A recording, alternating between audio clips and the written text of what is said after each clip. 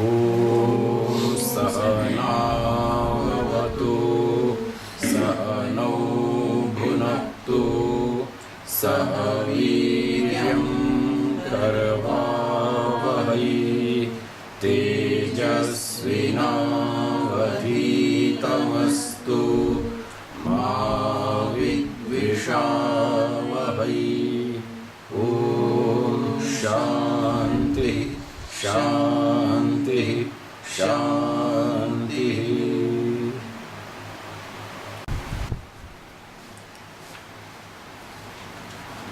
सांख्य दर्शन तीसरा अध्याय 20वां सूत्र चलेगा। बोलिए। देहे देहे चैतन्य विचार।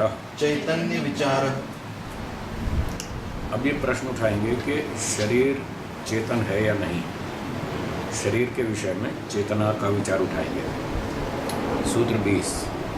न सांसिद्धिकम न सांसिद्धिकम चैतन्य चैतन्य प्रत्येक प्रत्येक अदृष्टे। अदृष्टे। भाष्यम्। देहे देहे यत् चैतन्यम यत् चैतन्यम तत् सांसिद्धिकम तत् सांसिद्धिकम स्वाभाविकम स्वाभाविकम देह स्वभाव उद्भवम देह स्वभाव उद्भवम देह प्रकृति संभवम देह प्रकृति संभवम नास्ति। नास्ति। तो शरीर में जो चेतनता है, शरीर चेतनता का मतलब हिलता है, डुलता है, चलता है, खाता है, पीता है, बोलता है, हंसता है, जो भी क्रियाएं करता है, मोटे तौर पे इसको चेतनता के नाम से कह रहे हैं। क्रियाएं, चलना फिरना आदि। तो शरीर में जो ये चेतना मिलती है, हिलना डुलना चलना फिरना, ये सांसिद्धिक अर्थात स्वाभाविक, इसी को खोला है शब्द को। सांसिद्धिक मतलब स्वाभाविक, इसी को और खोला है। देह स्वभाव उद्भवम और खोला देह प्रकृति संभवम नास्ति। ये कोई शरीर के स्वभाव से उत्पन्न नहीं हुई चेतना, अर्थात जो शरीर में हिलना डुलना चेतना आदि प्रतीत हो रही है, ये शरीर की अपनी नहीं है। चेतना शरीर की अपनी स्वाभाविक नहीं है। आगे पढ़ेंगे। देहस्य देहस्य यानी यानि भूतानि भूतानि कारणानि कारणानि तेभ्यो तेभ्यो निष्पन्नम निष्पन्नम नास्ति। नास्ति। शरीर के जो उपादान कारण हैं, भूत, पंचमहाभूत, पृथ्वी जल अग्नि वायु आकाश, इन 5 भूतों से देह बना। अभी पीछे प्रसंग था, पंच भौतिको देहा। तो शरीर की उत्पत्ति के जो 5 भूत कारण हैं, उनसे ये उत्पन्न नहीं हुई। यदि 5 भूतों से ये उत्पन्न होती तो शरीर की अपनी चेतना मान ली जाती, पर ये पृथ्वी आदि 5 भूतों में चेतनता नहीं है, इसलिए शरीर की अपनी नहीं मानी जाएगी। यथा यतः प्रत्येकादृष्टे प्रत्येकादृष्टे प्रत्येकस्मिन् प्रत्येकस्मिन् पृथक् पृथक् भूते पृथक् पृथक् भूते तस्य तस्य चैतन्यस्य चैतन्यस्य अदृष्टत्वात्। अदृष्टत्वात्। क्यों नहीं है शरीर की अपनी? एक तो बताया कि 5 भूतों से जिनसे शरीर बना, उनकी ये चेतना नहीं है, इसलिए शरीर की नहीं मानी जा सकती। तो 5 भूतों की अब नहीं है, ये क्यों मानते हैं कि 5 भूतों की चेतना नहीं है? उसका उत्तर देते हैं यथा, क्योंकि प्रत्येक भूत में अलग अलग भूतों को अलग अलग करके देखें। पृथ्वी को अलग करके उसका परीक्षण किया तो देखा पृथ्वी जड़ है, उसमें कोई चेतना नहीं है। फिर जल का अलग परीक्षण किया, उसमें भी पता चला जल भी जड़ है, वो भी चेतन नहीं है। फिर अग्नि का अलग से परीक्षण किया चूल्हे में जला के, वो भी जड़ है। वायु भी जड़ है, आकाश भी। हर एक का अलग अलग परीक्षण कर लिया। अलग अलग परीक्षण करने पर चैतन्य से अदृष्टत्वात्, उसमें चेतना कहीं भी नहीं दिखाई दी। तो इससे सिद्ध हुआ कि 5 भूतों में किसी में भी चेतना नहीं है। जब 5 में किसी में नहीं है, तो 5 को जब सम्मिश्रण करेंगे और मिक्स करके जब उससे शरीर बनाएंगे, तो शरीर में भी उसकी अपनी भौतिक चेतना नहीं आएगी। ये कारण। न ही पृथक पृथक भूते पृथक पृथक भूते चैतन्यम चैतन्यम चैतन्य मात्रा वा चैतन्य मात्रा वा उपलभ्यते। उपलभ्यते। तो अलग अलग भूतों को परीक्षित करने पर, अलग अलग भूतों में परीक्षण करने पर वहाँ चेतना नहीं मिली, अथवा चैतन्य मात्रा थोड़ी मात्रा में भी चेतना नहीं मिली, बहुत सारी भी नहीं मिली, थोड़ी भी नहीं मिली, ज़रा भी नहीं मिली, कहीं भी बिल्कुल भी चेतना नहीं मिली।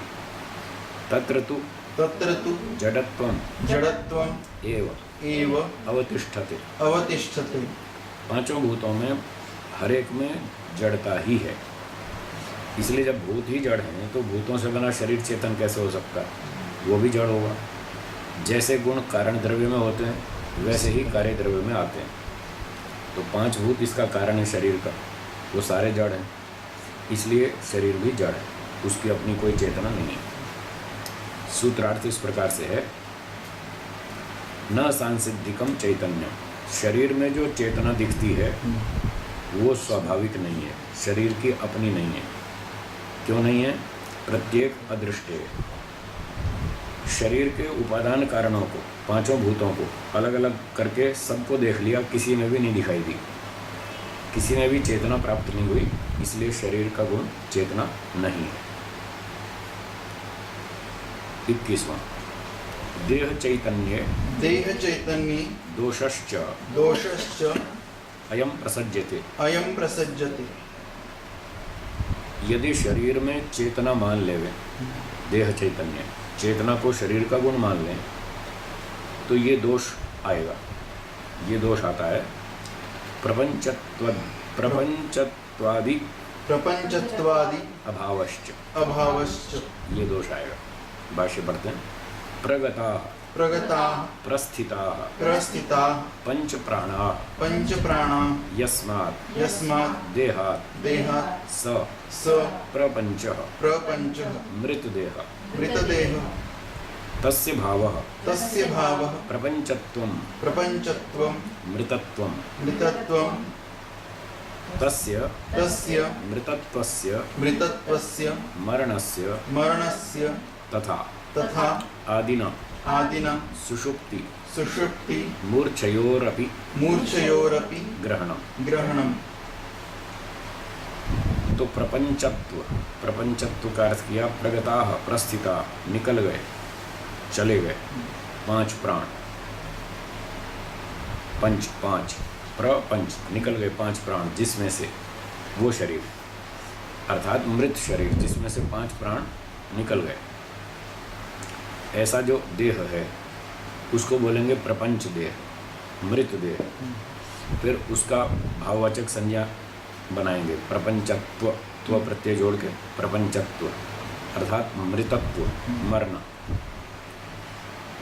और फिर तस्य मृतत्वस्य मरणस्य, उस मरने की, और जो सूत्र में आदि शब्द है प्रपंचत्वादि, तो आदि शब्द से दो बातें और भी ले लेंगे, सुषुप्ति और मूर्छा। तो मृत्यु, सुषुप्ति, मूर्छा, ये सब फिर उपलब्ध नहीं होने चाहिए शरीर में। अगर शरीर चेतन हो तो न तो मृत्यु हो पाएगी, न मूर्छा होगी, न नींद आएगी। शरीर चेतन है तो 24 घंटे चेतन ही रहेगा, 24 घंटे जागता ही रहेगा, ना सोएगा, ना बेहोश होगा, ना मरेगा। ये समस्या आती है। जबकि यहाँ सब चीज़ें हो रही, व्यक्ति सो भी रहा है, मूर्छित भी हो रहा है, बेहोश हो रहा है, फिर मर भी रहा है, सारा कुछ हो रहा है। मृतत्व सुषुप्ति मूर्छानाम अभावः प्रसज्यते देहस्य चैतन्ये सति। देह को चेतन मान लेने पर तो न तो मृत्यु संभव हो पाएगी, न सुषुप्ति, नींद आएगी, न मूर्छा होगी। इसमें से कुछ भी नहीं हो पाएगा। यतो देहस्तु मृतत्व सुषुप्ति मूर्छासु खलु अपि तिष्ठति एव। क्योंकि तीनों अवस्थाओं में शरीर तो रहता ही है, चाहे व्यक्ति सो रहा हो, चाहे बेहोश हो, और चाहे मर गया हो, तब भी शरीर तो हर हालत में विद्यमान है ही। और चेतना शरीर की है, तो हर समय 24 घंटे चेतन ही रहना चाहिए। तो सोना मरना तो बनेगा ही नहीं। तदा तदा तद्धर्मेणापि तद्धर्मेणापि स्थातव्यमेव। स्थातव्यमेव। तो जब शरीर है तो शरीर का धर्म भी होना ही चाहिए। अग्नि है तो अग्नि का धर्म होगा ही, गर्मी तो होगी। जब अग्नि है तो उसका धर्म भी होता है। शरीर है तो शरीर का धर्म भी होगा। और शरीर का धर्म यदि चेतना मान लें तो हर समय 24 घंटा चेतन ही रहेगा। ये मरना जीना, ये सब सोना मूर्छा आदि नहीं हो पाएगा। सूत्रार्थ प्रपंचत्वादि अभावश्च। यदि शरीर को चेतन मान लिया जाए तो शरीर में ये सारी चीज़ें उपलब्ध नहीं हो पाएंगी जो कि हो रही हैं। मरना, बेहोशी और सोना, सुषुप्ति आदि, ये सब नहीं होना चाहिए। पुनः आशंक्य पुनः आशंक्य समाधत्ते। समाधत्ते। अब अगले सूत्र में कुछ टुकड़े में शंका उठाएंगे और कुछ टुकड़े में इसका समाधान करेंगे। फिर शंका उठा के समाधान करते हैं सूत्रकार अगले सूत्र में। बोलिए। मद शक्तिवत मदशक्तिवत् चेत चेत् प्रत्येक प्रत्येक परिदृष्टे परिदृष्टे सौक्ष्म्यात् सौक्ष्म्यात् सांहत्ये संहत्ये तदुद्भव। तदुद्भवः। भाष्यं। न स्याद् न स्यात् देहस्य देहस्य सांसिद्धिकं सांसिद्धिकं स्वाभाविकं स्वाभाविकं चैतन्यम। चैतन्यम। चलो, पूर्व पक्षी कहता है देहस्य सांसिद्धिकम स्वाभाविकम चैतन्यम न स्यात्। पिछला पक्ष इसने छोड़ दिया कि शरीर की अपनी स्वाभाविक चेतनता नहीं है, मान लिया। किंतु मद शक्तिवत मदशक्तिवत् देहे देहे प्रादुर्भूतम प्रादुर्भूतं भवेत्। भवेत्। चलो, अपनी ना सही, ऐसे ही मान लो जैसे शराब में नशा पैदा हो जाता है, हैं? ऐसे ही शरीर में चेतना आ जाती है। कैसे आती है बताते हैं आगे, पढ़िए। यथा सुरायाम सुरायां मद शक्ति मदशक्तिः समुद्भवति। समुद्भवति। जैसे शराब में नशा उत्पन्न हो जाता है, अंगूर से शराब बनाते हैं। अब अंगूर खाओ तो नशा नहीं आता, लेकिन अंगूर से जब शराब बनाते हैं तो उसमें नशा आ जाता है। तो ऐसे ही शरीर के जो कारण हैं पंच महाभूत, इनमें चेतना ना हो, पर जब 5 को इकट्ठा करेंगे तो चेतना आ जाएगी, ऐसे मान लो, तब तो शरीर की चेतना हो जाएगी। ऐसे वो पूर्व पक्षी अपनी बात रख रहा है।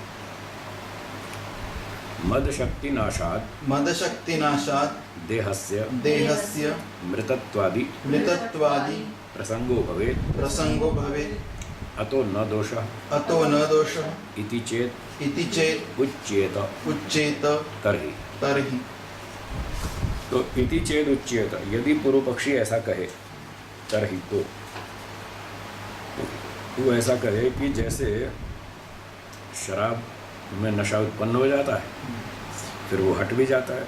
व्यक्ति शराब पीता है, 10-5 घंटे के बाद वो नशा उतर जाता है। ऐसे ही मान लो कि मद शक्ति का नाश होने से देह का मृतत्वादि प्रसंग भी हो जाएगा। जैसे नशा उतर जाता है, ऐसे ही शरीर में चेतना पैदा हुई थी, वो हट गई। जब वो हट गई तो व्यक्ति मर जाएगा।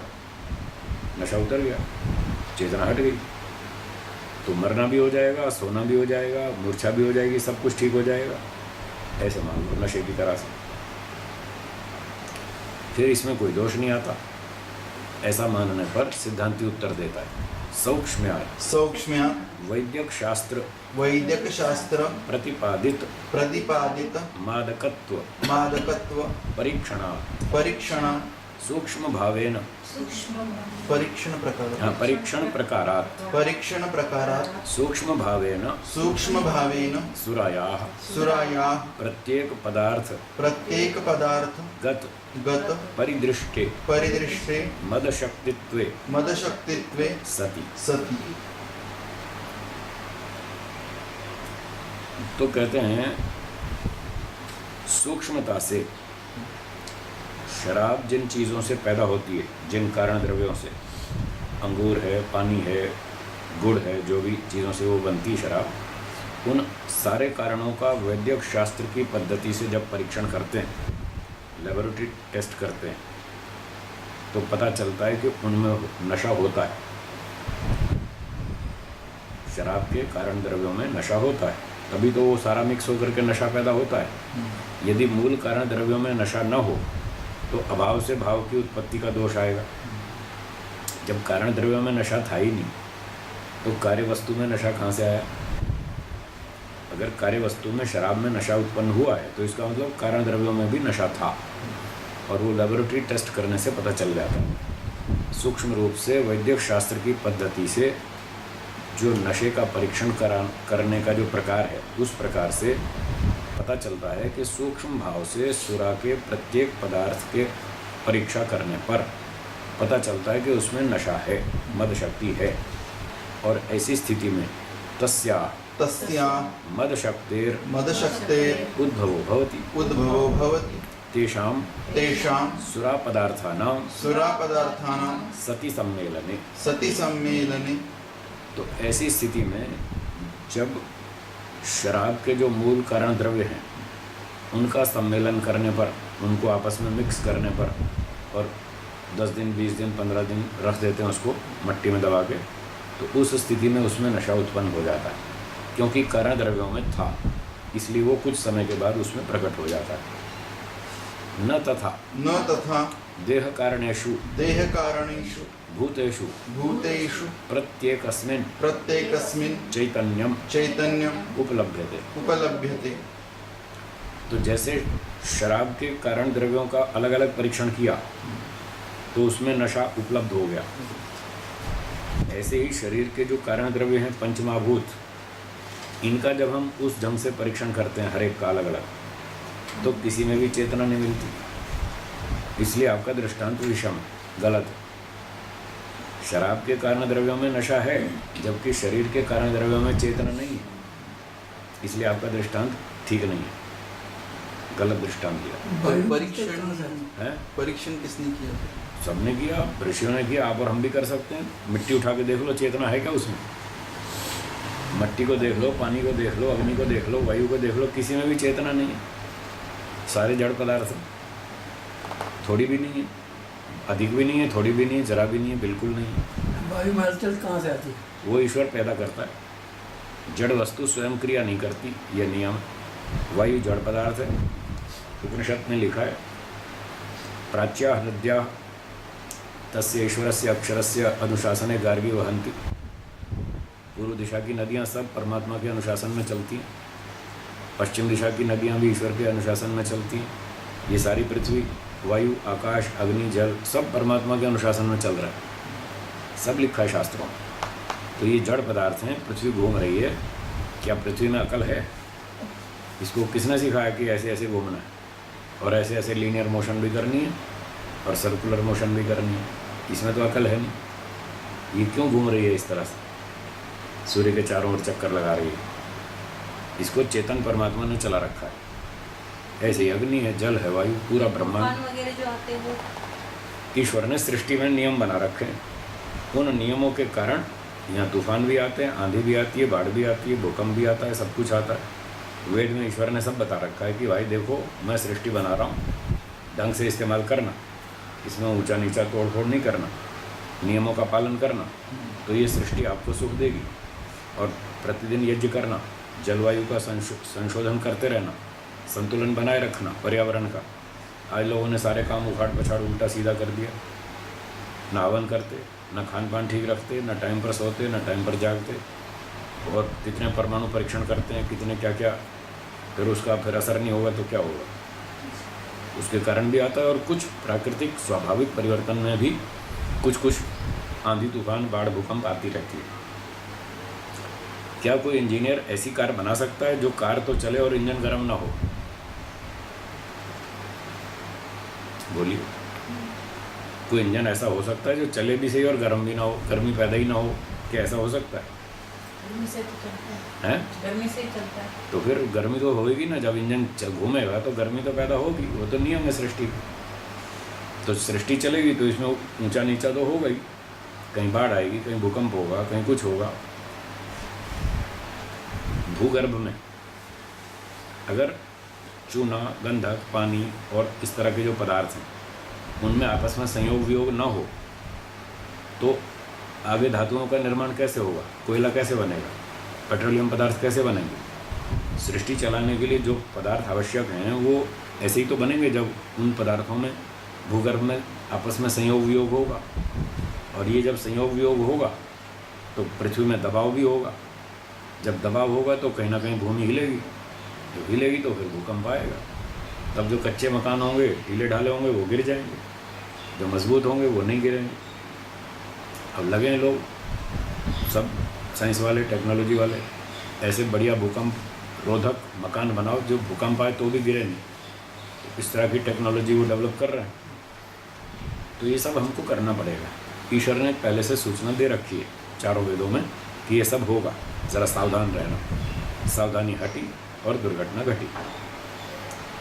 तो जब इंजीनियर कार बनाता है तो उसके साथ वो मैनुअल देता है, सूचना देता है इसको इस्तेमाल कैसे करना। इसमें सारी व्यवस्था जो जो मैंने बनाई है वो सारी सूचना देता है कि जब आपका इंजन चालू होगा तो उसमें गर्मी पैदा होगी। और आपकी कार जो है ये पेट्रोल इंजन वाली कार है और इसमें एक हमने मीटर लगाया है जो आपके इंजन की गर्मी बताएगा। और ये मीटर की गर्मी देखते रहना, मीटर से इंजन की गर्मी देखते रहना। 100 डिग्री सेल्सियस से ऊपर नहीं जानी चाहिए। अगर 100 से ऊपर जाएगी पेट्रोल इंजन में कार लग जाएगी, आग लग जाएगी। इसलिए इसको जब इंजन में गर्मी बढ़ जाए तो गाड़ी बंद कर देना, ठंडा करना, कूलेंट डालना और वो जब ठीक ठाक आ जाए टेम्परेचर फिर आगे चलना। तो उसने सारी सूचनाएं भी दे रखी हैं, सारी व्यवस्था कर रखी है। अब कोई व्यक्ति इंजन की गर्मी को मीटर पे चेक नहीं करे, वो चलाता ही जाए और तापमान 100 डिग्री से ऊपर जाए और उसमें आग लगे, तो फिर इंजीनियर का क्या दोष है इसमें? उसका तो कोई दोष नहीं। उसने पहले ही बताया था ये सब तो हो गई, इसके बिना तो कार चलेगी नहीं। हाँ, वो आपको ध्यान रखना। तो ईश्वर ने, इंजीनियर है वो, उसने ये सृष्टि बनाई तो इसमें सब गर्मी तो होगी, आंधी तूफान बाढ़ भूकंप सब होगा। उसने हमको सूचना दी कि देखते रहना, सावधान रहना, कहाँ आंधी आने वाली है, कहाँ तूफान आने वाला है, कहाँ वायु का दबाव घटने वाला है, कहाँ बढ़ने वाला है, और कहाँ चक्रवात आने वाला है, कहाँ समुद्र में लहरें आने वाली हैं, सुनामी लहरें, वो सब आएगा। उससे बच के रहना। उसके लिए बुद्धि दी, वेद में सूचना दी और साथ में बुद्धि दी। बुद्धि लगाओ, खोजबीन करो, रिसर्च करो, दुर्घटना से बचो। इस तरह से सूत्रार्थ। अच्छा, भाष्य पूरा हुआ नहीं हुआ? नहीं हुआ ना। न तथा देह कारणेषु भूतेषु प्रत्येकस्मिन् चैतन्यम उपलभ्यते। तो देह के जो कारण हैं पंचमहाभूत, उन पांचों भूतों में प्रत्येक को अलग अलग परीक्षण करने पर चेतना कहीं भी उपलब्ध नहीं हुई। तो हमने मॉडर्न फिजिक्स वालों से भी पूछा कि ये बताइए, इलेक्ट्रॉन में, प्रोटॉन में, न्यूट्रॉन में, एटम में, हीलियम में, हाइड्रोजन में, ऑक्सीजन में, सिलिकॉन में, किसी में भी अकल नाम की चीज़ है? बोले नहीं। एनर्जी में है? नहीं। तो इसमें अकल नाम की कोई चीज़ नहीं, इसलिए ये सब जड़ है। तो पंचमहाभूत सारे जड़ हो गए, फिर कहाँ से आई अकल? उसके लिए अलग आत्मा मानना पड़ेगा। उसमें अपनी अकल है, उसमें अपनी विशेषता है, योग्यता है, वो है चेतना। चेतना गुण आत्मा का है, शरीर का नहीं। दृष्टांत वैपरीत्यात् देह चैतन्यवादो न युक्तः। इसलिए आपका दृष्टांत उल्टा होने से, विपरीत होने से देह को चेतन मानने का सिद्धांत ठीक नहीं है। शरीर चेतन है, ये बात मान्यता गलत है। दृष्टांत आपका ठीक नहीं। बस ये दृष्टांत कौन सा ठीक बैठता है, कौन सा ठीक नहीं बैठता है, ये सारा मेहनत वाला काम है पकड़ना। उसके लिए एक न्याय दर्शन वो विस्तार से समझाता है कौन सा दृष्टांत ठीक है, कौन सा गलत है। बड़ा सूक्ष्म अंतर होता है। दृष्टांत दे भी दिया फिर भी कहीं फिट होता है, कहीं नहीं होता। उसमें कहाँ गड़बड़ी है उसको पकड़ने के लिए न्याय दर्शन में मेहनत करनी पड़ती है। उसमें सारी बातें विस्तार से बताया, कैसे व्यक्ति सोचने में गलती करता है, कैसे बोलने में गलती करता है, कहाँ कितनी थोड़ी थोड़ी गलतियाँ होती हैं, बहुत सूक्ष्म अंतर होते हैं। कोई भी दृष्टांत 100% साध्य के तुल्य नहीं होता। अब इस नियम को लोग नहीं जानते।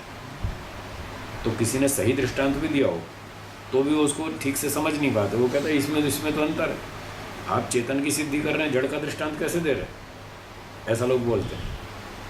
ऐसा कोई नियम नहीं है कि चेतन की सिद्धि में जड़ का दृष्टांत नहीं दे सकते, ऐसा कोई नियम नहीं है। ये जड़ वस्तु की सिद्धि में आप चेतन का दृष्टांत नहीं दे सकते, ऐसा भी कोई नियम नहीं है। वो नियम समझना है, वो साधर्म या वैधर्म, वो है नियम।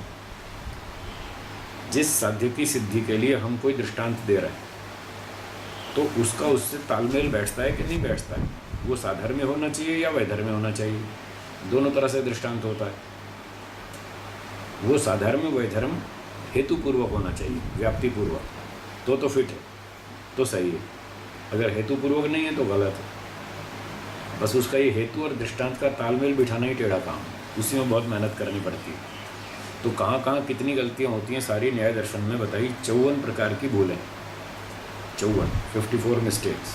अब आदमी इन गलतियों को समझता नहीं, पढ़ता नहीं, जानता नहीं, समझता नहीं, वो गलतियाँ करता रहता है और फालतू ऊंची नीची बातें करता रहता है, गलत बात करता रहता है।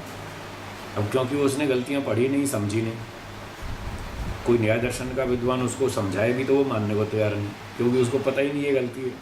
वो तो पढ़ेगा तो तब समझ में आएगा ना कहाँ गलती हो रही है। इसलिए बहुत सारे लोग ये खामखा झगड़ा करते रहते हैं और बात को समझते नहीं। तो यहाँ महर्षि कपिल जी ने बतलाया आपका दृष्टांत गलत है, इसलिए आपका दृष्टांत गलत होने से शरीर चेतन मानना ठीक नहीं है। अब सूत्रार्थ इस तरह से है, मद शक्ति वच्चेत, यदि पूर्व पक्षी ऐसा कहे कि जैसे शराब के अंदर नशा पैदा हो जाता है और फिर बाद में नशा उतर भी जाता है व्यक्ति को, ऐसे ही शरीर के अंदर जो है वो चेतना पैदा हो जाती है और बाद में वो चेतना हट भी जाती है।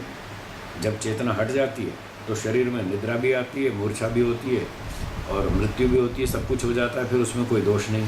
ऐसा यदि पूर्व पक्षी कहे तो उसका उत्तर सिद्धांती देता है, प्रत्येक परिदृष्टे सौक्ष्म्यात्, जब सूक्ष्मता से शराब के कारणों का अलग अलग परीक्षण करते हैं तो उसमें सूक्ष्मता से नशा उपलब्ध होता है, जबकि शरीर के कारणों का जब अलग अलग परीक्षण करते हैं तो किसी में भी चेतना उपलब्ध नहीं हुई। इसलिए आपका दृष्टांत गलत है, ये ठीक नहीं। तो चेतना शरीर का गुण नहीं है, आत्मा का गुण है। ये उत्तर हो गया। तो ये शरीर वाला प्रसंग पूरा हो गया। अब अगला प्रसंग शुरू होता है 23वें सूत्र की भूमिका। भवतु देह धर्मः चैतन्यम न। सिद्धांती ने बहुत अच्छी तरह समझा दिया, पूर्व पक्षी को ये बात समझ में आ गई और उसने कहा अच्छा चलो मान लेता हूँ मैं कि चैतन्यम देह धर्मः न भवतु, चेतनता शरीर का धर्म नहीं है, मान लिया। चेतना खलु पुरुषो देहात् भिन्न, ये भी मान लिया कि जीवात्मा जो है पुरुष वो शरीर से अलग है, वो है चेतन। शरीर जड़ है, शरीर चेतन नहीं है और वो शरीर से अलग है, जीवात्मा वो चेतन है, मान लिया।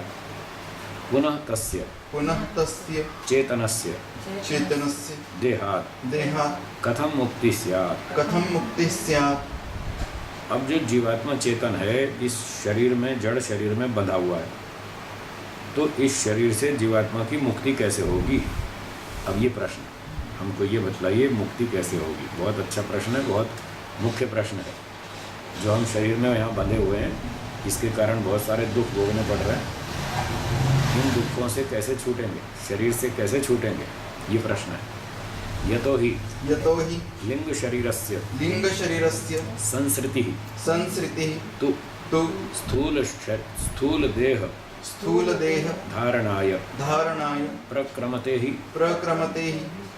क्योंकि आपने बताया था कि लिंग शरीर जो है, सूक्ष्म शरीर, वो तो हर जन्म में साथ साथ चलता ही रहता है आत्मा के।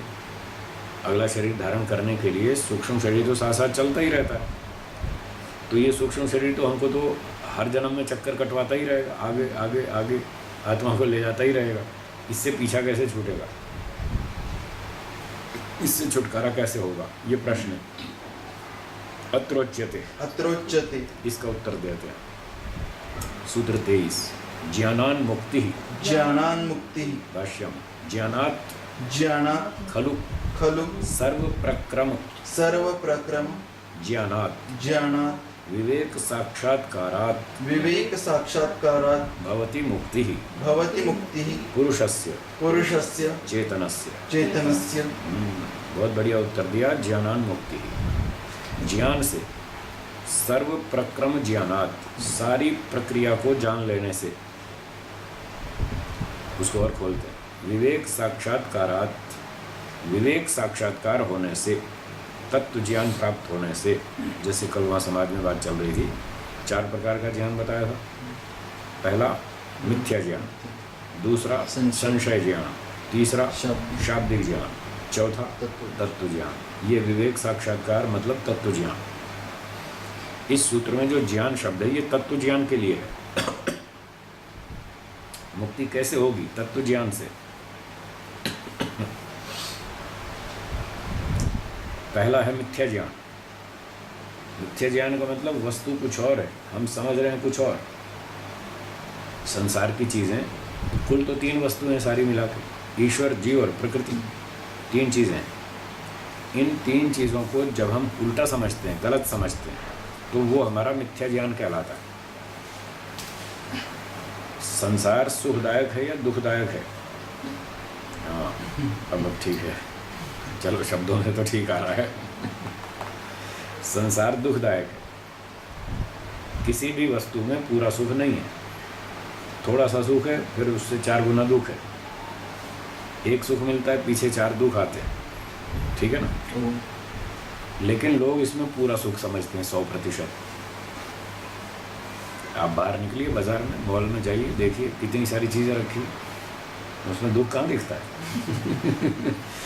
अच्छे अच्छे चमकदार आभूषण हैं, सोने के, चांदी के और तरह तरह के, और घर की अच्छी अच्छी बढ़िया बढ़िया वस्तुएं हैं, बड़ी अच्छी। पैसे रहते तो सुख दुख नहीं दिखता, जेब में पैसे रहते तो दुख नहीं दिखता। नहीं दिखता ना, हाँ, जेब में पैसे हो तो कहाँ दुख दिखता है? वहाँ तो सुख ही सुख दिखता है। मन करता है ये भी खरीद लो, ये भी खरीद लो, ये भी खरीद लो, ये भी अच्छा है, वो भी अच्छा है। तो वहाँ पर व्यक्ति को सुख दिखता है, पूरा पूरा सुख दिखता है। इसका नाम मिथ्या ज्ञान। तो ये है मिथ्या ज्ञान पहला। दूसरा है संशय। अब मिथ्या ज्ञान का तो मतलब ये था कि वस्तु है कुछ और, दिख रही है कुछ और, है दुखदायक और दिख रही है सुखदायक। ये तो मिथ्या ज्ञान हो गया। और संशय का मतलब है वो समझ में ही नहीं आ रहा, ये सुखदायक है या दुखदायक है, पता नहीं अगला जन्म होगा कि नहीं होगा, ईश्वर है या नहीं है, कर्मों का फल मिलेगा या नहीं मिलेगा, न्याय से मिलेगा या अन्याय से मिलेगा। हम देख रहे हैं दुनिया में जो चोर बेईमान है वो मज़ा कर रहे हैं, लूट झपट के दूसरे की संपत्ति खा जा रहे हैं और खूब मज़े से जी रहे हैं। और वो बेचारा ईमानदार आदमी पिट रहा है, उसको खाना भी ठीक से नहीं मिलता, कोई सुविधा भी ठीक से नहीं मिलती यात्रा की। तो उस सारी बातों को देखकर व्यक्ति के मन में संशय होता है, पता नहीं कोई कर्म फल मिलेगा कि नहीं मिलेगा, कब मिलेगा। हम कहते हैं भगवान अगले जन्म में देखा, फिर कहेंगे किसी ने देखा अगला जन्म, कौन आएगा देखने अगले जन्म में, उसको दंड मिला कि नहीं मिला बेईमान को, कौन जानता। इसका नाम है संशय, समझ में नहीं आता। ये दूसरा ज्ञान। तीसरा है शाब्दिक ज्ञान। जैसे अभी आपने बोला, मैंने कहा संसार में सुख है या दुख है, तो आपने कहा दुख है। शब्दों से तो आपने ठीक बोला शब्दों से तो ठीक बोला कि दुख है। तो जो चीज़ जैसी है वैसी बोलना, वैसी मानना, वैसी समझना, स्वीकार करना, लिखना पड़े तो वैसा ही लिखना, बोलना, प्रवचन करना, लेख लिखना, शब्दों में ठीक कह रहे हैं, इसका नाम है शाब्दिक ज्ञान। पर अभी व्यवहार हमारा उसके अनुसार वैसा बना नहीं, व्यवहार वैसा नहीं बना जैसा हम बोल रहे हैं। उदाहरण के लिए, क्रोध करने में लाभ है या हानि है? हानि है। तो क्या हानि वाला काम करना चाहिए? नहीं करना चाहिए। तो क्रोध करना छोड़ दिया, नहीं छूटा ना। तो आचरण वैसा नहीं है। शब्दों से तो हम स्वीकार कर रहे हैं कि क्रोध नहीं करना चाहिए, पर तो फिर वो क्रोध नहीं होता है, उसका नाम है मन्यु। हाँ, जो फायदे वाली चीज़ है वो मन्यु है, जो क्रोध है वो तो हानिकारक ही है। इसलिए वेद में लिखा है मन्यु रसी मन्युमयी धेहि। हे ईश्वर, आप मन्यु करने वाले हैं, आप न्यायपूर्वक दंड देने वाले हैं। जब न्यायपूर्वक दंड दिया जाए अपराधी को, उसका नाम है मन्यु। वो नियम पूर्वक होता है, होश में रहकर होता है, ठीक ठीक माप तोल के होता है, दंड दिया जाता है अपराधी को, उसका नाम है मन्यु। तो वेद में बताया ईश्वर स्वयं मन्यु करता है, वो स्वयं दंड देता है, अपराधियों को छोड़ता नहीं, कुत्ता बिल्ली गधा सुअर बनाता है। तो करो पाप देखो, फिर मैं बताता हूँ कैसे करते हैं। तो हम कहते हैं, भगवान से प्रार्थना करते हैं, आप भी मन्यु करते हैं, हमको भी शक्ति दो, हम भी मन्यु करें, पर क्रोध नहीं करें। क्रोध और मन्यु में अंतर यह है कि जब क्रोध आता है तो बुद्धि काम नहीं करती। सबसे पहला नुकसान ये है, बुद्धि काम करना छोड़ देती है, फिर व्यक्ति न्याय नहीं कर सकता। जब बुद्धि काम नहीं करती तो अन्याय करेगा, गलत डिसीजन लेगा। 10 पैसे की गलती होगी तो 2 रुपये का दंड देगा, ये तो न्याय थोड़ी हुआ। जितनी गलती उतना दंड दो न्यायपूर्वक, तो वो मन्यु है। और जब क्रोध आता है तो बुद्धि काम नहीं करती और व्यक्ति उल्टा सीधा डिसीजन लेता है, फिर अन्याय करता है, सारे पाप करता है। इसलिए क्रोध को मना किया। तो शाब्दिक चर्चा तो ठीक है कि क्रोध नहीं करना चाहिए, फिर भी करते। तो इसका अर्थ हुआ, जो हम ये कह रहे हैं कि क्रोध नहीं करना चाहिए, झूठ नहीं बोलना चाहिए, छल कपट नहीं करना चाहिए, धोखा नहीं देना चाहिए, दूसरे का अधिकार नहीं छीनना चाहिए, तो ये सारा शाब्दिक ज्ञान। इतने से मोक्ष नहीं होगा, इतने से कल्याण नहीं होगा शाब्दिक ज्ञान से। ये तीसरे स्तर का है। अब चौथा है ज्ञानान मुक्ति, वो है तत्व ज्ञान। तो मोक्ष कैसे होगा? तत्व ज्ञान से होगा। तत्व ज्ञान क्या है? जैसा हम बोल रहे हैं वैसा ही करना है। हम बोल रहे हैं क्रोध नहीं करना चाहिए, तो व्यवहार में क्रोध नहीं करेंगे। हम कह रहे हैं झूठ नहीं बोलना चाहिए, तो व्यवहार में झूठ नहीं बोलेंगे। हम बोल रहे हैं सच कहना चाहिए, जो भी कहना हो प्रेम से बोलो, मीठा बोलो, सच बोलो। तो हम जब व्यवहार में आएंगे लोगों के साथ, तो सच कहेंगे, प्रेम से कहेंगे, मीठा कहेंगे, सभ्यता से कहेंगे। जैसा अंदर है वैसा ही बाहर बोलेंगे, झूठ नहीं बोलेंगे, छल कपट नहीं करेंगे, धोखा नहीं देंगे। तो यदि हमारा आचरण ऐसा ही है, जैसा हम बोलते हैं, जैसा हम मानते हैं, जैसा हम स्वीकार करते हैं, तो वो तत्व ज्ञान, इस तत्व ज्ञान से मोक्ष होगा। ये बात कहना चाहते हैं कि तत्व ज्ञान प्राप्त करो। तो तत्व हैं 3, ईश्वर, जीव, प्रकृति, ये 3 तत्व हैं। तो 3 तत्वों को ठीक ठीक वैसा ही जानना है जैसा वो पदार्थ है। तो जैसा संसार है उसको वैसा समझें, आत्मा जैसा है उसको वैसा समझें, ईश्वर जैसा है उसको ठीक ठीक वैसा समझें। तीनों तत्वों को ठीक ठीक समझें और ठीक ठीक समझ के आचरण भी वैसा बनाएं। जब हमारे ज्ञान का स्तर ऐसा हो जाएगा कि जो वस्तु जैसी है हम उसके साथ वैसा व्यवहार करेंगे, वो होगा तत्व ज्ञान। उससे हमारा मोक्ष होगा। तो उदाहरण के लिए संसार सुखदायक है या दुखदायक है? दुखदायक। क्या दुखदायक वस्तु को पकड़ना चाहिए? नहीं पकड़ना चाहिए, इसको छोड़ना चाहिए। तो फिर बोल तो रहे हम संसार छोड़ना चाहिए, तो फिर छोड़ो, प्रैक्टिकल करो। इसलिए गृहस्थ में रहते रहते डायरेक्ट मोक्ष नहीं होगा। वो रोज झगड़ा होता है समाज में, कल भी हुआ, परसों भी हुआ। लोग घर को छोड़ना नहीं चाहते, संसार को छोड़ना नहीं चाहते और मोक्ष प्राप्त करना चाहते हैं। नहीं हो सकता, असंभव।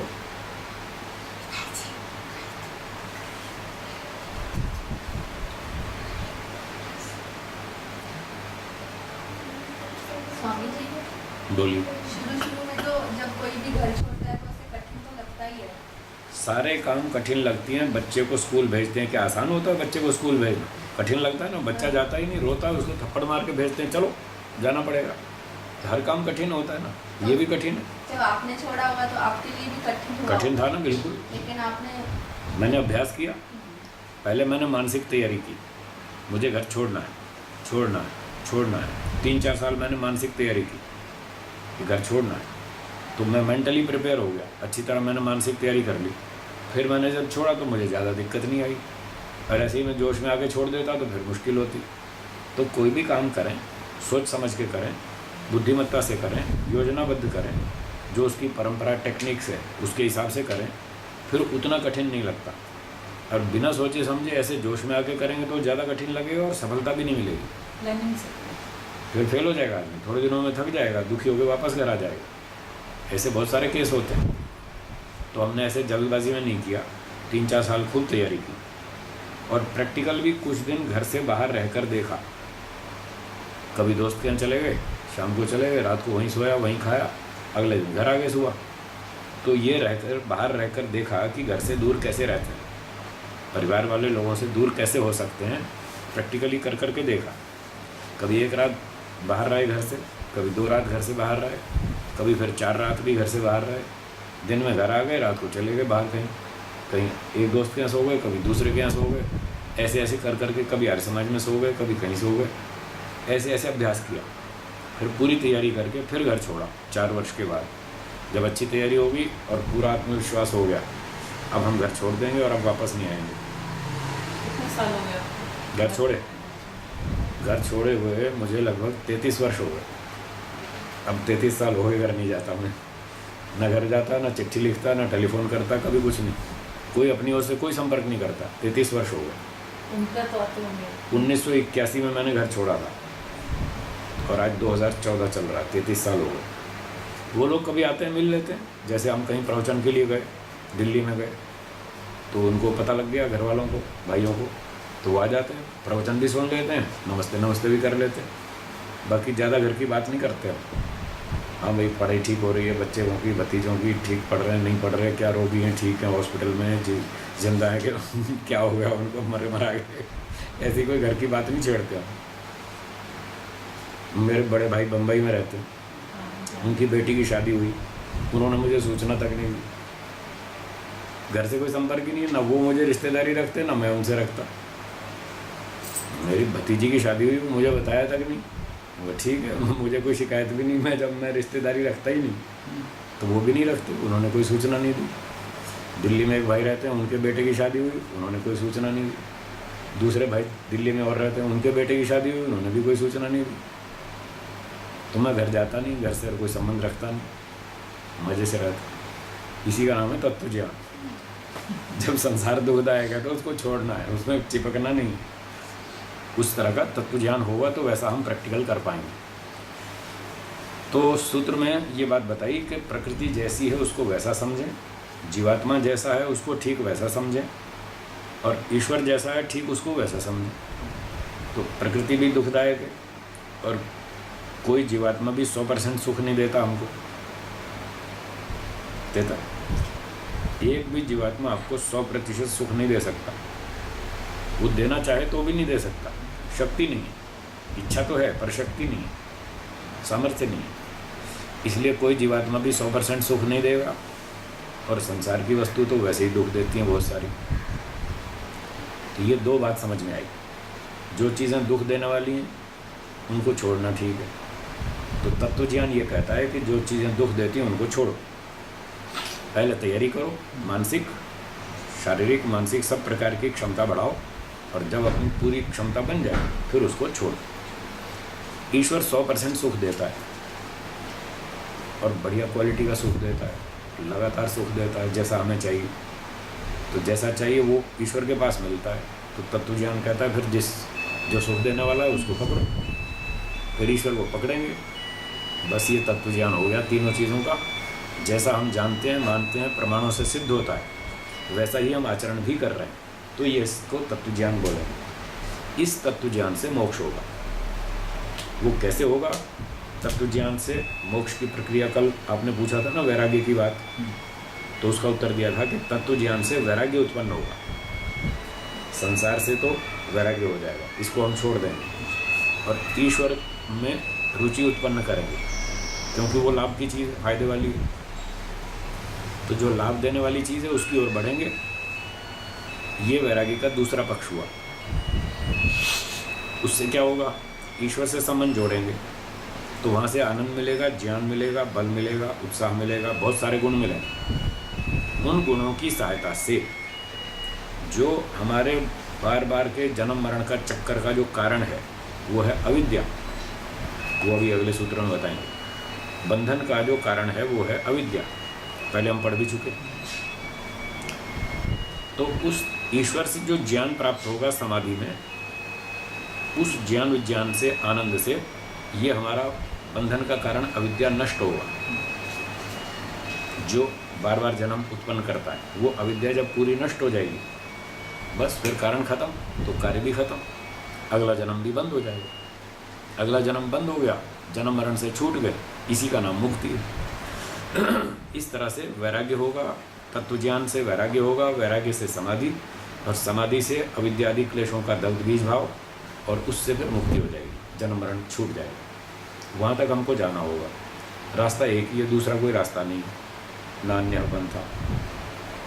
तो आपकी इच्छा है इस जन्म में करो या 50 जन्म बाद करो, वो आपकी मर्जी, रास्ता तो एक ही है। तो सूत्रार्थ हो गया, स्पष्ट हो गया।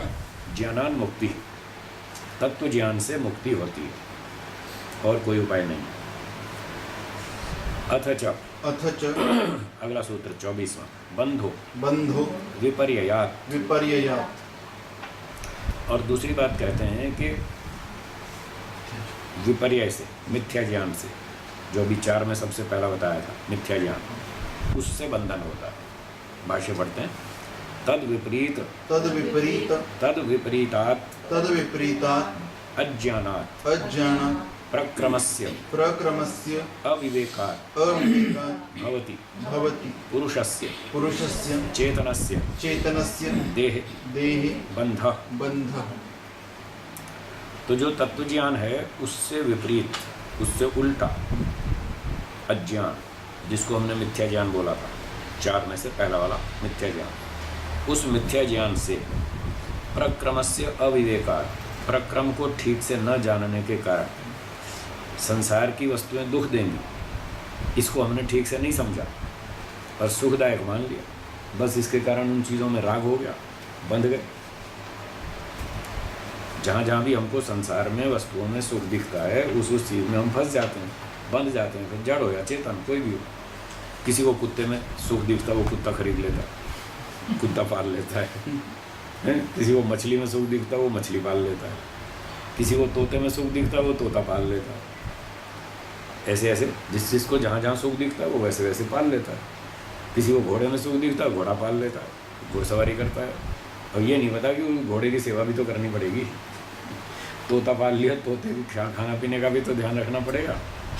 और उसको 1 हफ्ता के लिए दिल्ली घूमने जाना हो तो नहीं जा सकता। पीछे तोता को कौन संभालेगा? गाय पाल ली, बस वो गाय के साथ उसको भी बंधना पड़ेगा। 1 हफ्ता दिल्ली नहीं घूम सकता। कोई कलकत्ता, बेंगलोर, मद्रास जाना हो तो नहीं जा पाएगा। तो वो पहले नहीं समझ में आया कि इसको पालने में समस्या भी आएगी। बस उसने केवल सुख ही सुख देखा, जो दुख है, जो समस्या है, जो बंधन है, वो नहीं देखा, इसलिए उसमें फंस गया। तो संसार की चीज़ों में, जड़ वस्तुओं में, सोने चांदी में, रुपए गाड़ी मोटर मकान में, संपत्ति में, फैक्ट्री कारखाने में, ज़मीन जायदाद में उसने सुख तो देखा, दुख नहीं देखा, इसलिए वो बंध गया, फंस गया। उसकी मुक्ति नहीं होगी, बंधन होगा। ऐसे ही प्राणियों में, चेतनों में भी जहाँ उसको सुख दिखता है वहाँ फंसेगा। अच्छा, ईश्वर में सुख दिखता नहीं, इसलिए ईश्वर की ओर मुँह उठा के देखता ही नहीं, बस दुनिया को ही देखता रहता है, ईश्वर की तरफ देखता ही नहीं। उसको समझ ही नहीं आया कि ईश्वर में भी सुख है। उसको सोने में चांदी में सुख दिखता है, खाने पीने में सुख दिखता है, फैशन में सुख दिखता है, कपड़ों में सुख दिखता है, ईश्वर में नहीं दिखता, इसलिए ईश्वर की ओर नहीं देखता वो। तो इस अविद्या के कारण, सारी प्रक्रिया को न जानने के कारण, उल्टा ज्ञान होने के कारण उसका बंधन होता है और वो बार बार बंधन में आता है, बार बार अगला जन्म लेता है, क्योंकि उसको यहीं दुख सुख दिख रहा है, संसार में ही सुख दिख रहा है, इसलिए वो छोड़ता नहीं। हाँ जी। ईश्वर में अभी अविद्या तो इतने हमारे जन्म जन्मांतर की है, तो ईश्वर में सुख तो दिखेगा नहीं जल्दी से, तो कैसे देखें? उसके उपाय ढूंढने पड़ेंगे कि ईश्वर में सुख कैसे देखें। तो उपाय ये है, पहला तो है शब्द प्रमाण। कल बात चली थी, जिस चीज़ का हमने अभी तक प्रत्यक्ष नहीं किया, तो तब तक उसको शब्द प्रमाण से जानो। आपने लाल किला नहीं देखा दिल्ली का, मान लो, और आपकी इच्छा है लाल किला देखने की। किसी ने आपको समझा दिया कि अरे लाल किला बहुत बढ़िया, आपने लाल किला नहीं देखा, आपने कहा मैंने तो नहीं देखा। आपने ज़िंदगी में कुछ नहीं देखा। आपकी तो ये तो क्या, अगली 3 जिंदगी और वो भी बर्बाद। अगर तुमने लाल किला नहीं देखा तो तुमने कुछ नहीं देखा। जाओ देख कर आओ। ऐसा ऐसा उसने सुना दिया तो आपकी रुचि हो गई, अच्छा लाल किला इतना अच्छा है कि अगर नहीं देखा तो अगले 3 जीवन भी बर्बाद है, फिर तो ज़रूर देखना चाहिए। तो ऐसे उसने आपकी रुचि पैदा कर दी। अब आपको लाल किला देखना है, और जब तक आँख से नहीं देखेंगे तब तक ढूंढेंगे कैसे, पहचानेंगे कैसे? आप दिल्ली चले भी जाएं तो कैसे पता चलेगा कौन सी बिल्डिंग का नाम लाल किला है? उसके लिए आपको शब्द प्रमाण की सहायता लेनी पड़ेगी। तो जिस व्यक्ति ने आपके मन में रुचि पैदा की लाल किला देखने की, उससे पूछेंगे भाई तुम कहते हो लाल किला बहुत अच्छा है, ज़रा बताओ तो सही कैसा है, कहाँ मिलेगा, किस तरफ है, दिल्ली में कहाँ जाएं? दिल्ली तो बहुत लंबी चौड़ी 120 किलोमीटर का घेरा है उसका, तो इतनी लंबी चौड़ी दिल्ली कहाँ ढूंढेंगे उसको लाल किले को? फिर वो बताएगा कि लाल किला दिल्ली में यमुना नदी के किनारे पर है, ठीक है, पुरानी दिल्ली स्टेशन के पास है, इधर चांदनी चौक भी है, फिर ये भी है वो भी है, ऐसे ऐसे कुछ बताएगा लोकेशन। फिर ऐसे ऐसे जाना, और लाल रंग का है और लगभग 1 किलोमीटर लंबा है और ऐसा ऊंची ऊंची दीवारें हैं उसकी, और सारा विवरण बताएगा। इसको बोलते हैं शब्द प्रमाण। तो शब्द प्रमाण के आधार पर उसको दिमाग में रख के फिर आप चलेंगे दिल्ली, और फिर वहाँ जा कर के लाल किले को ढूंढेंगे तो आपको मिल जाएगा। इसी तरह से ईश्वर के बारे में हमें पहले शब्द प्रमाण की सहायता लेनी पड़ेगी कि ईश्वर कैसा है, उसमें आनंद है। तो आनंद तो है, आनंद कैसा है वो हमको बताएं, कोई दृष्टांत से, कोई उदाहरण से, कुछ ऐसे समझाना पड़ेगा। फिर उसके बारे में और बहुत सारी बातें हमको शब्द प्रमाण से समझनी पड़ेंगी। ईश्वर एक है, वो सब जगह रहता है, वो निराकार है, चेतन स्वरूप है, सर्वज्ञ है, सर्वशक्तिमान है, न्यायकारी है, दयालु है, सर्वरक्षक है, सृष्टिकर्ता है और आनंद का भंडार है। ऐसे ऐसे बहुत सारी बातें हमको पहले शब्द प्रमाण से सीखनी पड़ेगी। फिर उस शब्द प्रमाण को बार बार दोहराना पड़ेगा। बार बार दोहराने से उसमें रुचि बढ़ेगी। जैसे एक बच्चे को कह दिया कि तुम्हें जलेबी खिलाएंगे, अच्छा जलेबी कैसी होती है? उसने कभी खाई नहीं, छोटा बच्चा है। जलेबी कैसी होती है? अरे बहुत अच्छी होती है, मीठी होती है, बड़ी स्वादिष्ट होती है। अच्छा कब खिलाओगे? 1 हफ्ते के बाद। आज नहीं, 1 हफ्ते बाद खिलाएंगे। तो 1 हफ्ते तक उसके दिमाग में जलेबी घूमती रहेगी। अच्छा जलेबी खाएं, बहुत अच्छी जलेबी है, मीठी जलेबी है, स्वादिष्ट है, कैसी है, फलानी है।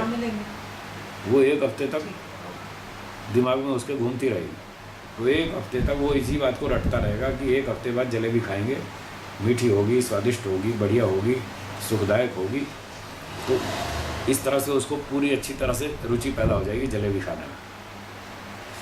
तो ईश्वर के बारे में भी हम इन बातों को ऐसे दोहराते रहेंगे। ईश्वर एक है, सर्वव्यापक है, निराकार है, सर्वशक्तिमान है, आनंद का भंडार है। ईश्वर की अनुभूति होने पर फिर कोई समस्या बाकी रहती नहीं, सारी अविद्या नष्ट हो जाएगी, राग द्वेष खत्म हो जाएगा, काम क्रोध लोभ ईर्ष्या द्वेष अभिमान सारे दोष नष्ट हो जाएंगे, जन्म मरण से छूट जाएंगे, मोक्ष हो जाएगा, और स्कूल नहीं जाना पड़ेगा, बुखार नहीं आएगा, हाथ पाँव नहीं टूटेगा, सर नहीं दुखेगा, कोई थप्पड़ नहीं मारेगा, कोई पत्थर नहीं मारेगा, कोई जहर नहीं पिलाएगा, कोई हाथ पाँव एक्सीडेंट नहीं ठोकेगा, कुछ भी नहीं होगा। तो ऐसे ऐसे रटते रटते रटते खूब अच्छी तरह से हमारी रुचि बन जाएगी। ऐसे ऐसे करना पड़ेगा। फिर थोड़ा सा प्रैक्टिकल अभ्यास भी करना पड़ेगा। ऐसे आंख बंद करके ध्यान करेंगे ईश्वर का, वो सब बताएंगे शब्द प्रमाण से गुरुजन कि ऐसे बैठो, ऐसे आसन लगाओ, ऐसे ईश्वर का ध्यान करो।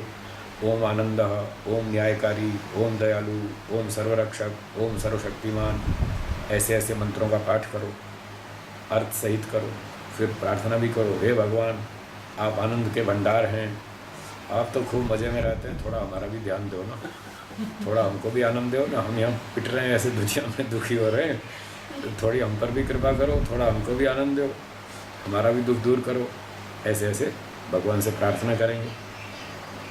आप सर्वज्ञ हैं, अनंत ज्ञानवान हैं, थोड़ा ज्ञान हमें भी दीजिए, हमारा भी काम चल जाए। आप बड़े दयालु हैं, हमको भी दयालु बनाइए। आप सर्वरक्षक हैं, हमारी भी रक्षा कीजिए, और हमको इतनी शक्ति दीजिए हम भी दूसरों की सहायता करें, दूसरों की रक्षा करें, जैसी हम कर पाएंगे, जैसी हमारी शक्ति सामर्थ्य होगी, तो हम भी दूसरों की मदद करेंगे। तो इस तरह से हमको शब्द प्रमाण से, अनुमान प्रमाण से, थोड़ा प्रैक्टिकल अभ्यास से ये सब करना होगा। इससे हमारी रुचि बढ़ेगी। धीरे धीरे नियमित रूप से हम अभ्यास करेंगे तो हमारी रुचि बढ़ेगी। फिर हम ईश्वर समझ में आएगा, हम फिर चलेंगे ईश्वर की ओर, और फिर इधर संसार में दुख भी देखते रहेंगे। एक फलानी वस्तु खरीद ली जिसमें हमें सुख दिखता था, चलो तोता ही पाल लिया, मान लो उदाहरण, तोता पाल लिया और वो बड़ा अच्छा बोलता था, तो हमने सोचा हम भी पाल लेते हैं, ये ज़रूर बोलेगा, इसका सुख लेते रहेंगे। फिर सुबह शाम उसको खिलाना पिलाना, उसकी देखभाल करना, फिर बिल्ली का भी ध्यान रखना कि बिल्ली हमला कर सकती है, मार डालेगी इसको, उससे सुरक्षा का भी प्रबंध करना। तो ऐसे ऐसे करते करते समझ में आया कि तोता पालने में सुख तो 10 पैसे का, दुख समस्या 50 पैसे की, ये तो घाटे वाला काम। थोड़े दिनों में फिर तोते की विदाई कर देंगे, या तो पिंजरा खोल देंगे, जा भी उड़ जा, जैसा करना है कर, हमारा पीछा छोड़, ऐसे, या फिर किसी और के हवाले सौंप देंगे, भाई तुम संभालो, हमारे बस का नहीं, ऐसे हो। ठीक है, तो ये था बंधो विपर्यात, मिथ्या ज्ञान से बंधन होता है। अब आगे चलते हैं। तत्र मुक्ति विषय, मुक्ति विषय, अब मुक्ति के विषय में और आगे बताते हैं। नियत कारणत्वात्, नियत कारणत्वात् न समुच्चय समुच्चय विकल्पौ, विकल्पौ, भाष्यम मुक्ति प्राप्तौ, मुक्ति प्राप्तौ ज्ञानस्य ज्ञानस्य नियत कारणत्वम, नियत कारणत्वम् अनिवार्य कारणत्वम अनिवार्य कारणत्वम् अस्ति। अस्ति।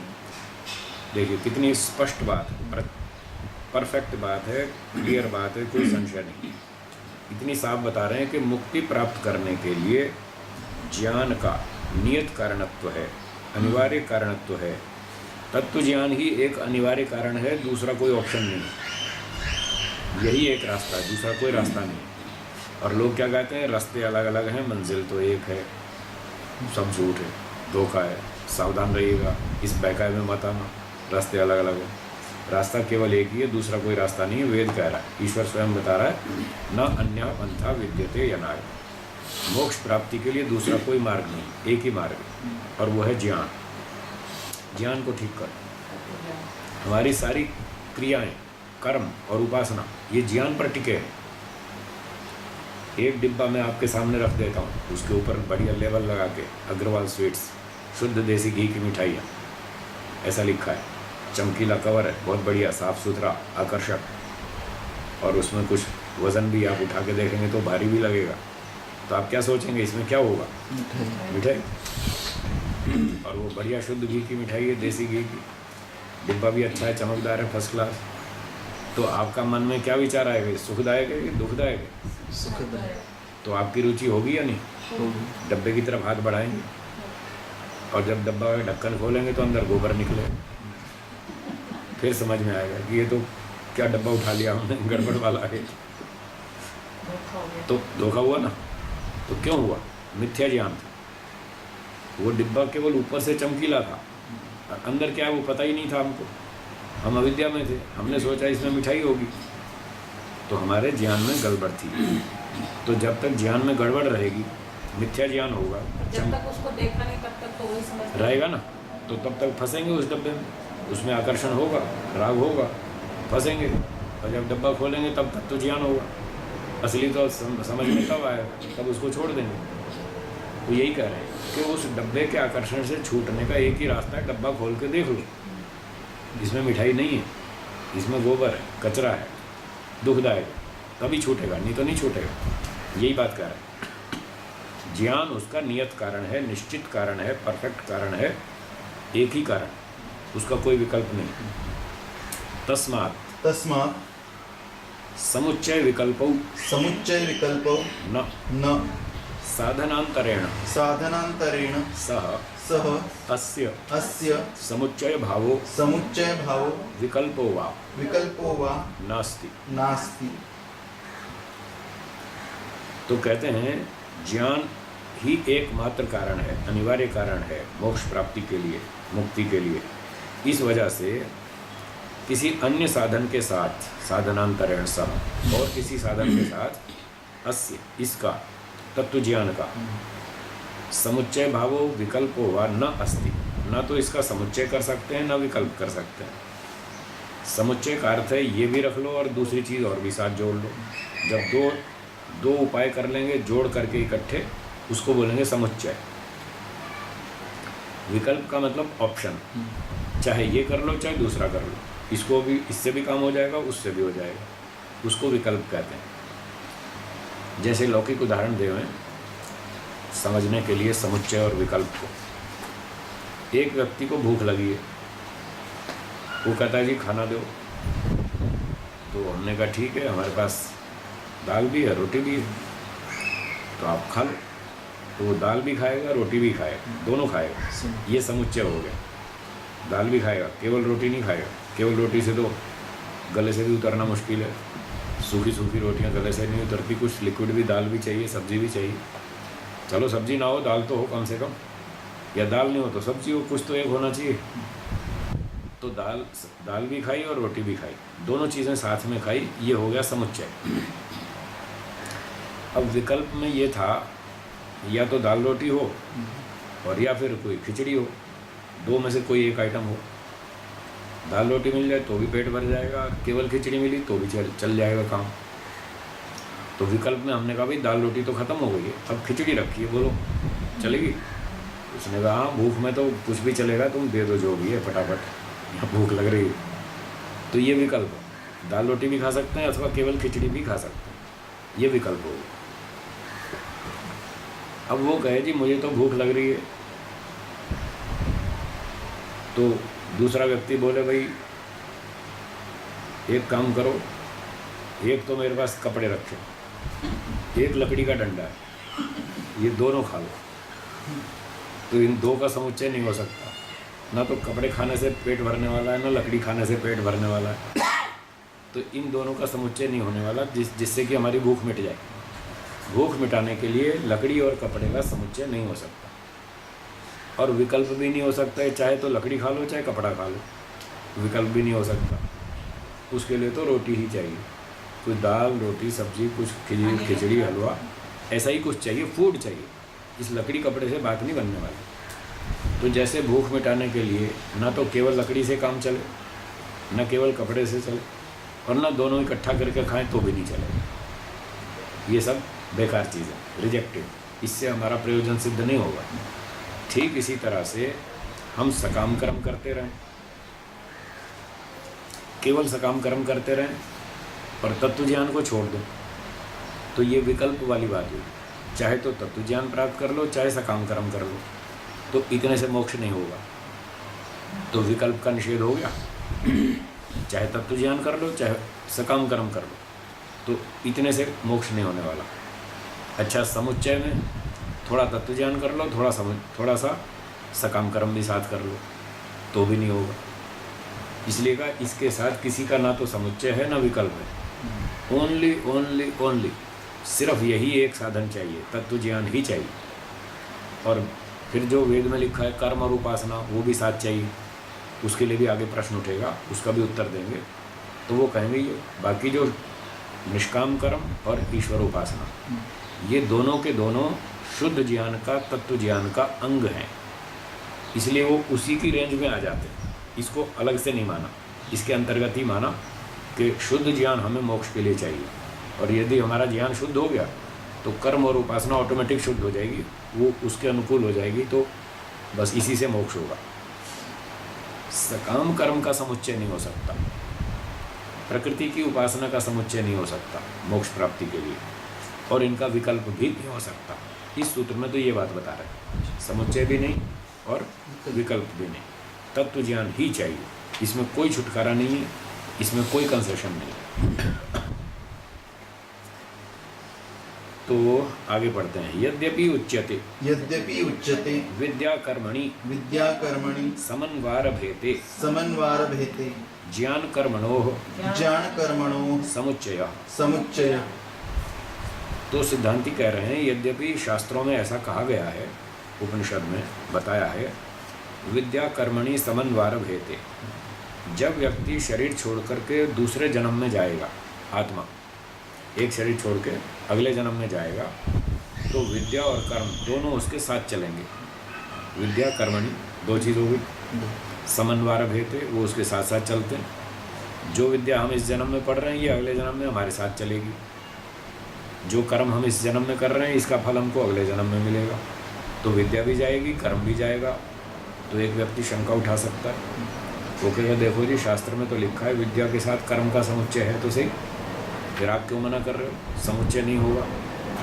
या विकल्प नहीं होगा, यहाँ तो बता रखा है समुच्चय। तो कहते हैं यद्यपि विद्या कर्मणि, विद्या और कर्म का, ज्ञान और कर्म का समुच्चय बताया तो है, परंतु स एषः ज्ञान कर्मणोः साधनत्वेन समुच्चयो न मुक्ति विषयको अपितु पुनर्जन्म प्राप्तौ वर्णितः। यद्यपि ज्ञान और कर्म का समुच्चय दिख तो रहा है, लिखा तो है, परंतु ये मुक्ति के विषय में नहीं है।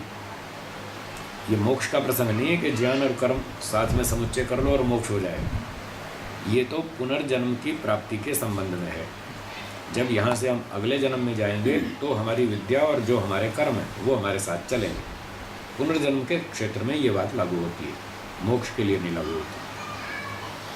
एषा आत्मा निष्क्रामति चक्षुष्टो तमुत्क्रामन्तं प्राणो अनुत्क्रामति तम विद्याकर्मणि समन्वार भेदे। तो ये पुनर्जन्म का प्रसंग है, उस प्रसंग को यहाँ उद्धृत कर रहे हैं। एषा आत्मा निष्क्रामति, ये आत्मा निकल जाता है शरीर से, बाहर निकलता है मृत्यु के समय। कहाँ से निकलता है? चक्षुष्टो, आँख से भी निकल सकता है, श्रोत्राद्वा, कान से भी निकल सकता है, कहीं से भी निकल जाए। शरीर के बहुत सारे छिद्र हैं, कहीं से भी निकल जाए, उसको कोई रोक टोक तो है नहीं, कोई समस्या है। नौ द्वार तो ठीक है, वो तो शरीर के मोटे मोटे 9 द्वार हैं। यहाँ तो लाखों छिद्र हैं, कहीं से भी निकल सकता है। तो जब जीवात्मा शरीर छोड़ता है तो शरीर के किसी भी अंग से, भाग से निकल सकता है। फिर जब वो निकलता है तो कहाँ जाता है? तो कहते हैं तम उत्क्रामंतम प्राणो अनुत्क्रामति। जब जीवात्मा इस शरीर से उत्क्रमण करता है, शरीर छोड़ के बाहर निकलता है, तो मुख्य प्राण भी इसके पीछे पीछे निकल जाता है और फिर इंद्रियां भी निकल जाती हैं। सारा सूक्ष्म शरीर आत्मा के साथ साथ चला जाता है। फिर कहाँ जाता है? फिर वो अगले जन्म में जाता है। जब वो अगले जन्म में जाता है तो उसके साथ क्या जाता है? उस प्रसंग में बताया तम विद्या कर्मणि समन्वार भेदते। तब उसका जो ज्ञान और जो उसने कर्म किए इस सारे जीवन में, वो ज्ञान और कर्म उसके साथ चलते हैं। तो ये तो पुनर्जन्म की बात है। अथ च यत्र क्वचित विकल्पः प्रतिभासते,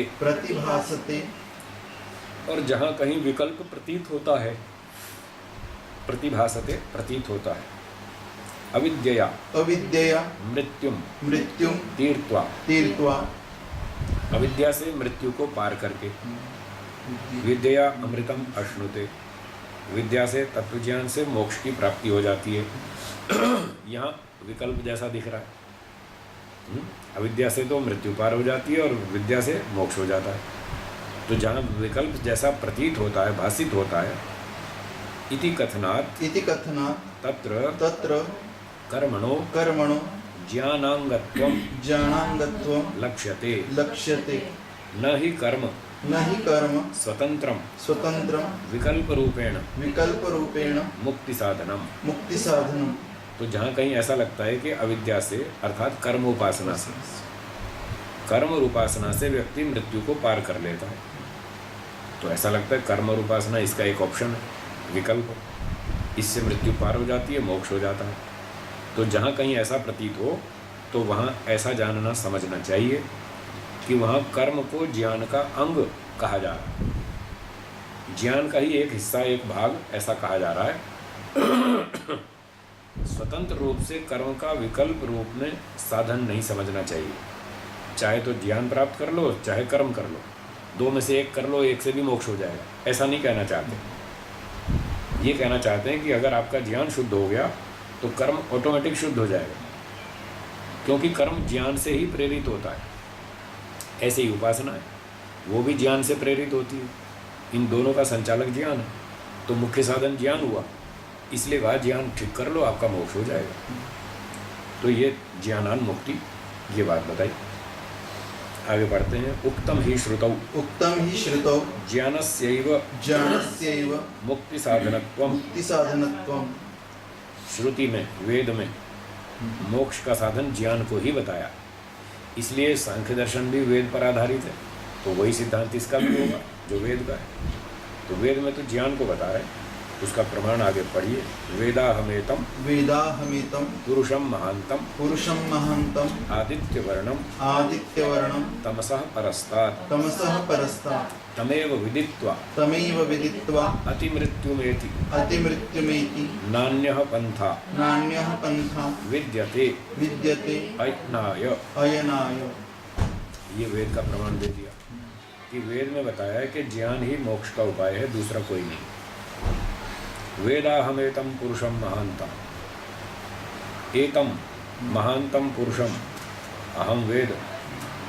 एक व्यक्ति जो समाधि प्राप्त कर चुका है, ईश्वर को जानता है, वो कहता है इस महान पुरुष को, जो महत् परिमाण वाला है, सबसे बड़ा है, सबसे गुणवान है, सबसे अधिक शक्तिशाली है, सर्वगुण संपन्न है, सबसे बड़ा राजा है दुनिया का, इस महान पुरुष परमात्मा को अहम वेद, मैं जानता हूँ। मैंने समाधि लगाई, मैंने ईश्वर की अनुभूति की है, मैंने साक्षात्कार किया है, मैं जानता हूँ। और आप भी जानो, मैंने ईश्वर को जाना। क्या जाना? कैसा है ईश्वर? आदित्य वर्णम, सूर्य के समान तेजस्वी है। आदित्य मतलब सूर्य। आदित्य वर्णम, सूर्य के समान तेजस्वी है, बहुत तेजस्वी है।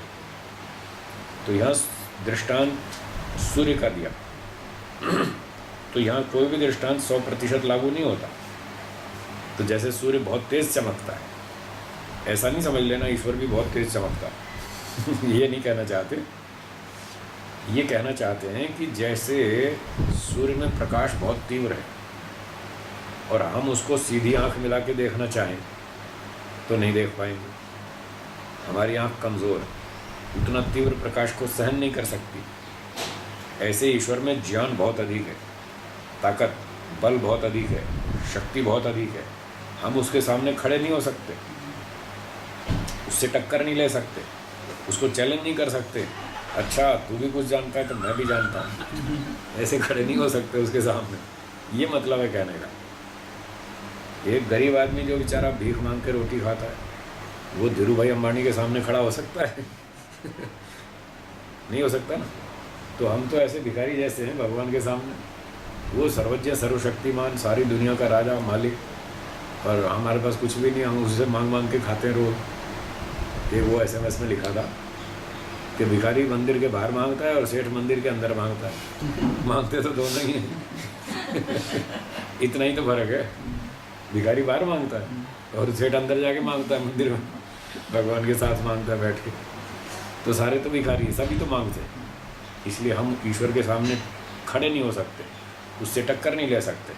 सूर्य के समान बहुत तेजस्वी है, हमारी शक्ति बहुत कम है। और तमसः परस्तात्, अंधकार से परे है, अर्थात अविद्या से परे है। तो यहाँ सूर्य में जो भौतिक प्रकाश है उसका तात्पर्य लेंगे, ईश्वर में ज्ञान बहुत अधिक है। तो ज्ञान और प्रकाश ये पर्यायवाची शब्द माने जाते हैं। ईश्वर सूर्य के समान तेजस्वी है, अंधकार से परे है, तो अविद्या से परे है। जीवात्मा बेचारा अविद्या में फंस जाता है, इसीलिए तो बंधो विपर्य फिर बंधन में आता है। तो ये ईश्वर के बारे में बताया। वो ज्ञानवान है, सर्वज्ञ है, सर्वशक्तिमान है, सर्वगुण संपन्न है, अविद्या आदि दोषों से परे है। ऐसा ईश्वर है, मैंने उसको जाना, मैंने समाधि में उसका अनुभव किया। और ये भी समझ में आया, तमेव विदित्वा अति मृत्यु में, परमात्मा को जानकर समाधि लगा के उसकी अनुभूति करके ही ये मृत्यु का चक्कर पार होने वाला है। जन्म मरण से छूटेंगे, न अन्य पंथा, और कोई रास्ता नहीं। विद्यते है, न विद्यते नहीं है। किस काम के लिए? अयनाय, मोक्ष प्राप्ति के लिए, और कोई रास्ता नहीं है। यही एक रास्ता है।